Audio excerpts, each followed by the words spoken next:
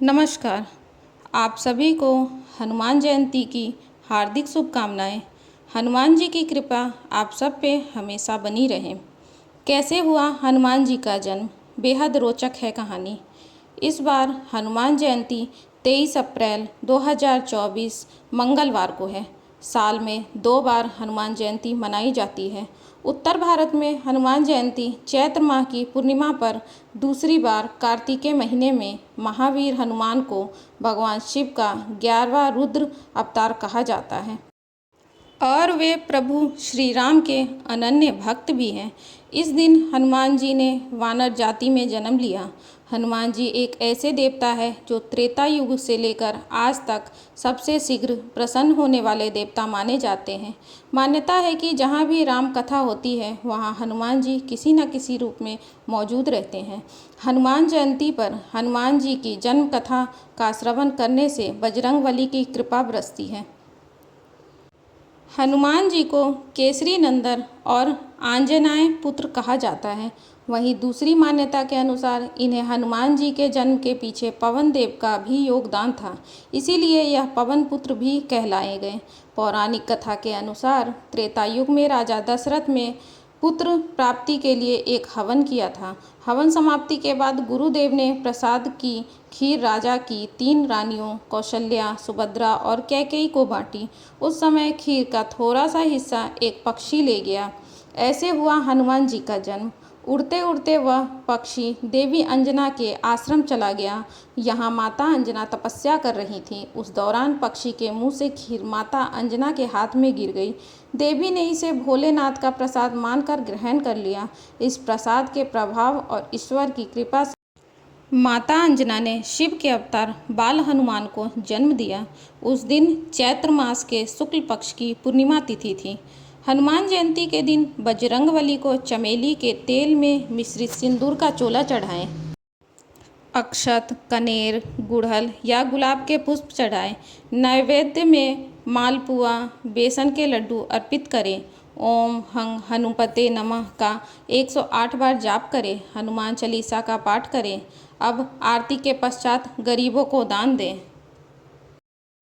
हनुमान जी के जन्म के अवसर पे हम जानेंगे कि हनुमान जी का जन्म स्थान कहाँ है और कैसे हुआ हनुमान जी का जन्म।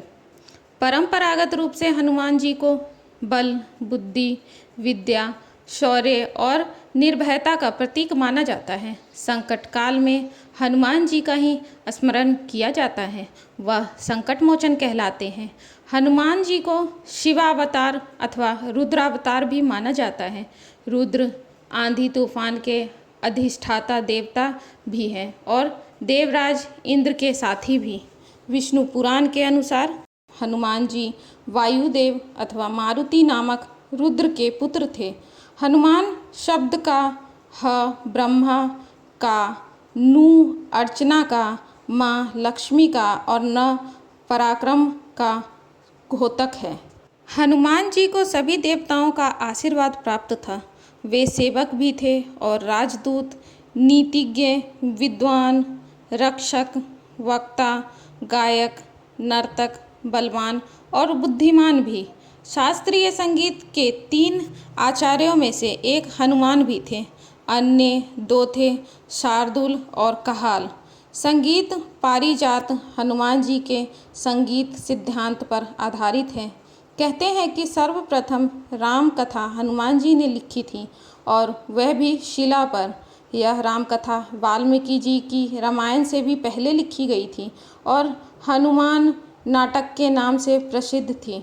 हनुमान जी के जन्म स्थल के बारे में कुछ भी निश्चित नहीं है। मध्य प्रदेश के आदिवासियों का कहना है कि हनुमान जी का जन्म रांची जिले के गुमला परमंडल के ग्राम अंजन में हुआ था। कर्नाटक वासियों की धारणा है कि हनुमान जी कर्नाटक में पैदा हुए थे।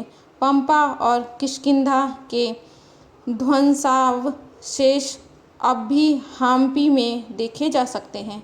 अपनी राम कथा में फादर कामिल बुल्के ने लिखा था कि कुछ लोगों के अनुसार हनुमान जी वानर पंथ में पैदा हुए थे।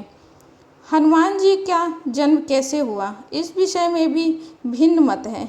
एक मान्यता है कि एक बार जब मारुति ने अंजनी को वन में देखा तो वह उस पर मोहित हो गए। उसने अंजनी से संयोग किया और वह गर्भवती हो गई। एक अन्य मान्यता है कि वायु ने अंजनी के शरीर में कान के माध्यम से प्रवेश किया और यह गर्भवती हो गई।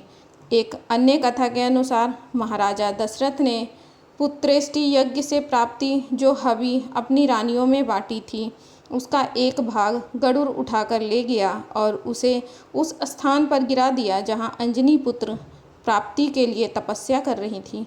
हवि खा लेने से अंजनी गर्भवती हुई और कालांतर में उसने हनुमान जी को जन्म दिया। तुलसी और वाल्मीकि द्वारा वर्णित हनुमान चरित्र की तुलना में कई अन्य राम कथाओं में वर्णित चरित्र इतना भिन्न है कि सर्वथा मिथ्या और काल्पनिक प्रतीत होता है। तांत्रिक गण हनुमान जी की पूजा एक चीर, पंचशीर और एकादश सिर, संकटमोचन, सर्व हितरथ और ऋषि सिद्धि के दाता के रूप में करते हैं।